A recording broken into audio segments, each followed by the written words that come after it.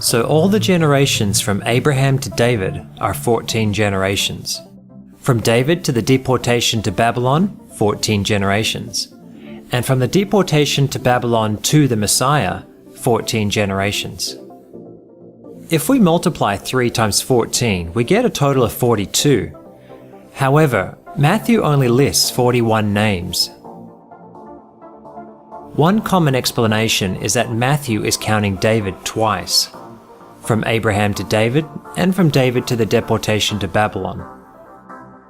Why would a person be counted twice as a generation? It's simply inaccurate. Perhaps Matthew's Gospel was not preserved correctly, and a name was lost over time. Whatever the case may be, Matthew is intent on shoehorning his genealogy into this 14 generations idea, even if many names are removed in the process, like we saw in Part A. In trying to defend these missing names, one apologetic states that Matthew's groups of 14 was just referring to the amount of names on his edited list, not the full list of actual descendants. They say that it's not such a big deal if he omits some of the names, and that it's okay to consider this list as an abridged version. I would have to disagree. The number 14 is divisible by 7, and 7 is known as God's divine number, a symbol of perfection and completion. The fact that Matthew brings attention to the number 14 implies that he wants the reader to believe that this genealogy has some kind of divine significance, that there's something special about these numbers. However, if Matthew is skipping names, then he's being dishonest with his genealogy, and these numbers mean nothing. So what do the numbers signify?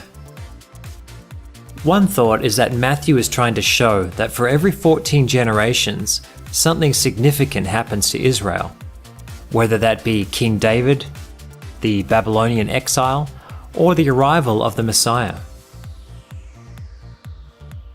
Some point out that the numerical value of the word David in Hebrew adds up to 14. Others try to connect the numbers to a prophecy in Daniel 9 about the 70 weeks. Really though, there is so much speculation and ideas surrounding Matthew's numbers that there doesn't seem to be a general consensus on it. Perhaps it made more sense to Matthew's original audience.